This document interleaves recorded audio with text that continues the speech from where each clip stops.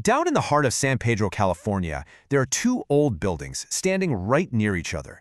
They both came up in the roaring 20s, and for a while, they were like the twin pillars of this booming port town. But, times change, and they both hit this wall, this same exact problem. Either figure out a new way to exist, or just fade away.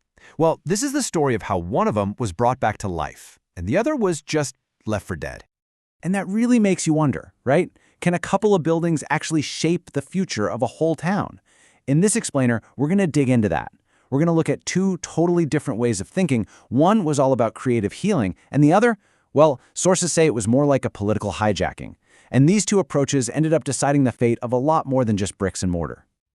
All right, so let's meet our two main characters. On one side, you've got the old Security Trust and Savings Bank, which most people now know as the Croatian Cultural Center. Looks pretty grand, right? But it's quiet. And on the other, we have the ghost of the old J.C. Penney building, a place that just screams hustle and bustle from a totally different time. These are the two we're talking about.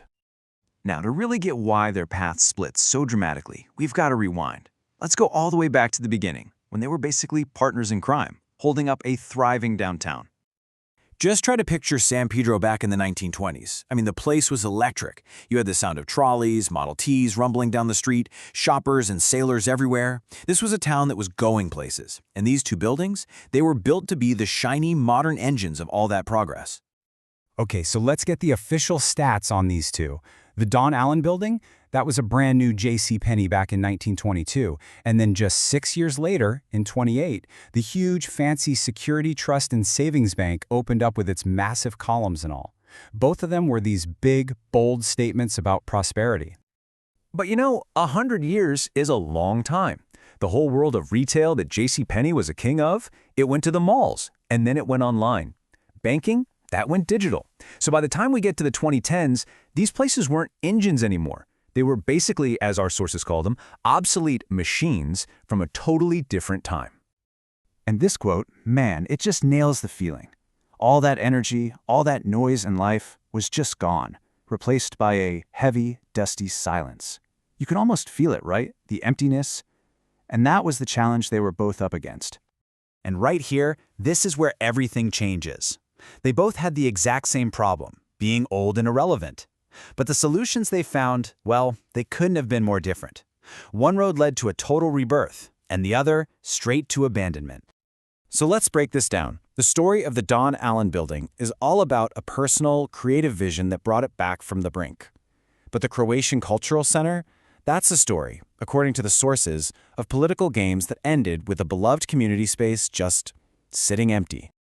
Okay, so let's start with the comeback story. The new owner of the old J.C. Penney, Jennifer Wolfe, is actually a therapist, and when she looked at this rundown old building, she didn't see dollar signs. This quote says everything. She saw a soul that needed healing. And that one idea, that perspective, changed the entire game. So the big idea wasn't just to, fix the leaks and rewire the place. It was way deeper than that. This building was born for consumption. It was a place where you bought stuff. The new plan was to flip that completely on its head, to turn it into a place for creation. They actually call it a cathedral for the creation of stories. How cool is that? So what does that actually look like? Well, it's going to be called Voxel Micro Video Labs. They're building 16 professional-grade little studios down in the old basement where they used to keep inventory. And then on the main floor, a huge digital wall. The whole point is to give local creators and entrepreneurs the tools to make amazing stuff, but to do it fast, to do it at what they call South Bay speed. And this, right here, this is the philosophy that's driving the whole thing. It's not just about turning a profit, it's about building a legacy by opening doors for other people, by creating something that lifts up the whole community. It's about inclusion, big time. All right, now we have to switch gears and look at the other building, and wow, it's a totally different story. For about 8 years, from 2009 to 2017, the Croatian Cultural Center was awesome. It was run by a nonprofit group called the Friends, and it was a super active community hub. Then bam, April 2017, they get evicted. The city says it's to make room for the Croatian consulate. But then, just 2 months later, that whole plan gets scrapped.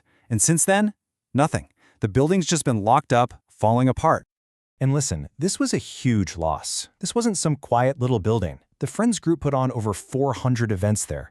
We're talking everything from Croatian folk dancing to Peruvian art shows. It was a place for everyone. The lights were always on, the doors were always open. It was alive. So you have to ask, why? Why on earth would you kick out a group that was so successful? Well, according to former councilman Rudis Ferenic, the problem was that the center had become more of a multicultural center. Get this, the very thing that made it so vibrant was seen by some as the reason to shut it down. And it turns out, the whole reason for the eviction was basically a fantasy. The plan to move the consulate in, it was never going to happen.